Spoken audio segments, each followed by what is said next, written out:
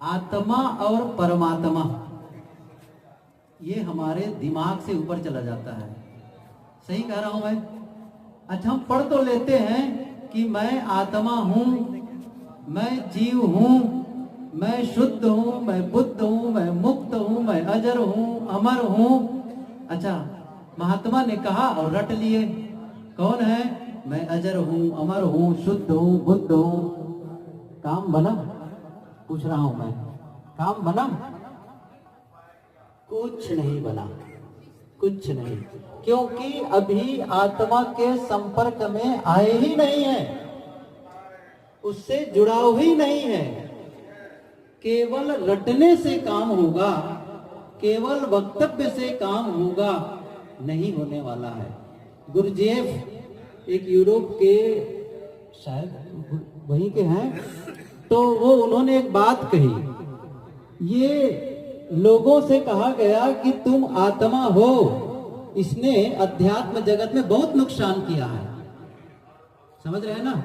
मैं आत्मा हूं, मैं जीव हूं, मैं अजर अमर हूं, यह कह करके बहुत नुकसान किया गया है। वो जानते थे, वो जानते तो थे और संदेश भी देते थे कि निश्चित रूप से हमारा आत्मा तो है, लेकिन इसलिए उन्होंने कहा इसका बड़ा दुरुपयोग हुआ है। मैं हमारा आत्मा हूं, मैं शुद्ध हूं, तो मुझे करने की क्या जरूरत है? कोई जरूरत नहीं है। असली चीज क्या है?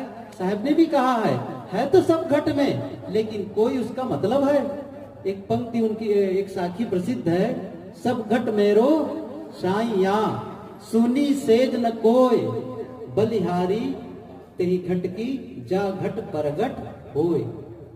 आप विशेषता उसकी है जो उस घट की विशेषता है जो प्रकट कर दे, जिसे वो अनुभूति कर ले, जिसे वो उसके बारे में वो समझ ले, बोले महसूस करने लग जाए। अर्थात उसकी शुद्धता का हम महसूस करने लग जाए, उसकी पवित्रता को महसूस करने लग जाए, उसकी जो निर्बंधता है उसे महसूस करने लग जाए। ये कब होगा?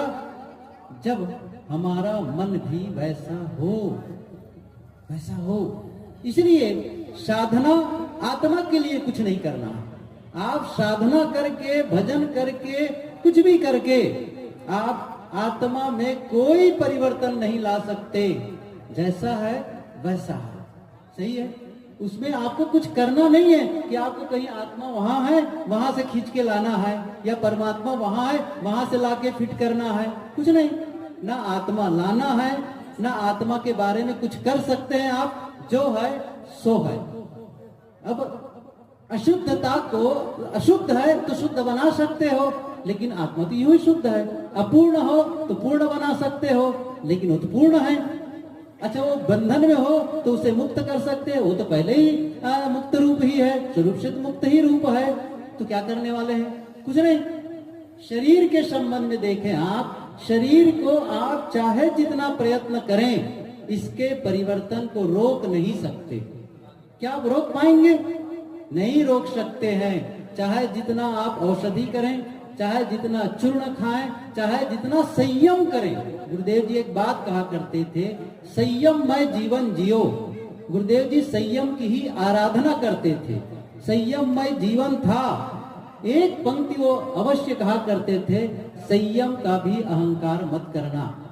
शरीर कभी भी, शरीर में कुछ भी हो सकता है। कभी हमारे पूर्व के कर्मों का परिणाम आ सकता है, या फिर कभी कोई एक्सीडेंटल केस हो जाए, कुछ भी हो सकता है। इसलिए संयम का भी अहंकार मत करो। शरीर परिवर्तन है, तो साधना करके और भजन करके कुछ भी आप कर लें, शरीर के परिवर्तन को रोक नहीं सकते। यह बदलेगा, परिवर्तित होगा, जर्जर होगा, बूढ़ा होगा और एक दिन मिट्टी में मिलेगा। सदगुरु कबीर ने एक पंक्ति कही है, कोटिन यतन करो यह तन की अंत अवस्था धूरी। करोड़ों यतन कर लो इसे स्थायी बनाए रखने के लिए, जवान बनाए रखने के लिए, सुंदर बनाए रखने के लिए, इसको धूल में मिलना है। तो साधना, शरीर को आप चाहे जितना प्रयास करके बदल नहीं, या उसके परिवर्तन को रोक नहीं सकते। और आत्मा जो अपरिवर्तनशील है, साधना करके उसे आप बदल नहीं सकते। परिवर्तन करना केवल एक जगह संभव है, वह है आपका चित्त, आपका मन, बस। और इसीलिए एक पंक्ति सुने होंगे आप लोग, ज्ञान गुरु मन चेला, सुने कभी? ज्ञान गुरु, गुरु का मतलब जहां से ज्ञान बहे, जहां से ज्ञान झरे, और जो ग्रहण कर ले वो कौन है? वो है शिष्य। और वो कौन है? मन चेला।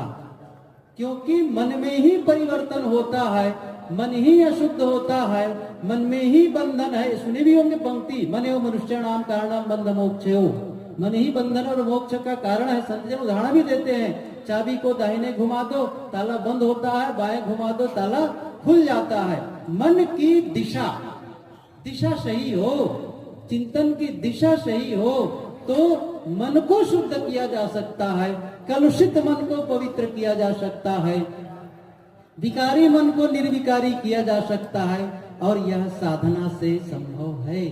और एक बात मैं बताऊं आप लोगों को, वो क्या है?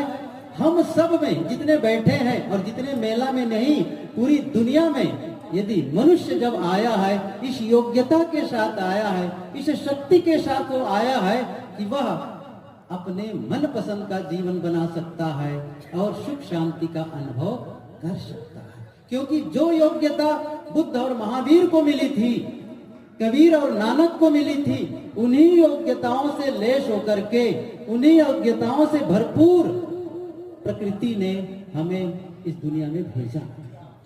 समझ रहे हैं ना? वो क्या शक्ति है? सोचने की शक्ति हम में है, बोलने की शक्ति हम में है, करने की शक्ति हम में है। कोई हो सकता है न भी बोल पाए, हो सकता है वो बिस्तर छोड़ करके चल भी ना पा रहा हो, ऐसा हो सकता है, उसके हाथ पर काम न कर रहे हो, लेकिन विचार तो है, सोच तो पा रहा है। बस ये जो सोचने की क्षमता है, ये सोचने की क्षमता ही हमें जीवन को ऊंचा ले जा सकते हैं। सोचने की क्षमता को सही करके, सोच को सही बना करके, विचारों को सही बना करके हम जीवन को सही बना सकते हैं। और विचारों पर ध्यान न दे करके, फिर से कह रहा हूं मैं, विचार तो चलते रहते हैं। कहते हैं, इसके कोई शायद रिसर्च हुआ हो, वो जानकार लोग क्या कहते हैं, 50 से 60 हजार विचार 24 घंटे में आते हैं। 50 से 60 हजार विचार। और उससे बड़ी बात क्या है, 90% विचार पुराने होते हैं, पुराने होते हैं अक्सर, और रिपीटेशन चलता रहता है विचारों की। एक ऐसा श्रृंखला प्रवाह चलते रहता है, और कई बार मन होता है ये विचार मत आए। होता है कि नहीं होता है? आप ध्यान दीजिए, जिस आदमी को पसंद नहीं करते, आप कहिए हट जाओ यहाँ से, वो चला जाएगा, या आप वो कहेगा मैं नहीं जाऊंगा, तो आप ही हट जाएंगे, दूरी बना लेंगे। जो विचार आपको परेशान कर रहे हैं उन्हें आप बोल दें हटो यहाँ से, हटा के देखो नहीं हटने वाले हैं। उन्हीं विचारों से निजात पाना है। कब होगा? जब विचारों पर ध्यान देंगे आप, और ध्यान दे करके जब आप उस पर काम करेंगे। काम हम लोग कोई नहीं करते, मैं सच बता रहा हूं, कोई मतलब क्षमा करेंगे, बहुत लोग करते होंगे, लेकिन खुद के लिए समय कितना निकालते हैं बताइए आप? खुद के लिए कितना समय निकालते हैं? एक छोटी सी बात बताऊं, एक आदमी है, वो एक नई भाषा सीखना चाहता है। एक दूसरा आदमी वो क्या चाहता है, मैं संगीत सीखूं, कोई एक ऐसा वाद्य यंत्र बजाऊं, या फिर ऐसा भजन या संगीत में मैं निष्णात हो जाऊं। और वो चाहता है, लेकिन वो करता क्या है, वो सुबह उठता है, अपने नित्य क्रिया करके खा पी कर ऑफिस जाता है, या खेत जाता है, दुकान जाता है, कहीं भी व्यवसाय में जाता है, अपने कार्य क्षेत्र में लौट करके आता है, और फिर से खाता पीता है, और रात में सो जाता है अपने परिवार वालों से मिल करके। और क्या कहता है, मैं हर काम ईमानदारी पूर्वक करता हूँ। क्या कह रहा है? हर काम ईमानदारी पूर्वक करता हूँ, सबके साथ विनम्रता और शालीनता से व्यवहार करता हूँ। और सच करता है, वो सही कहता भी है और करता भी है, सही व्यवहार भी है, सही व्यवसाय भी है, सामाजिक प्रतिष्ठा भी है, सब कुछ है। इतना होने के बावजूद क्या वह नई भाषा सीख जाएगा? फिर से पूछ रहा हूं, क्या वह कोई संगीत के में निष्णात हो जाएगा? नहीं हो सकता है। भले आप अच्छे हैं अपने क्षेत्र में, व्यवहार में भी आप अच्छे हो सकते हैं, लेकिन आपको संगीत में सफल होने के लिए संगीत के लिए समय देना पड़ेगा, नई भाषा सीखने के लिए समय देना पड़ेगा।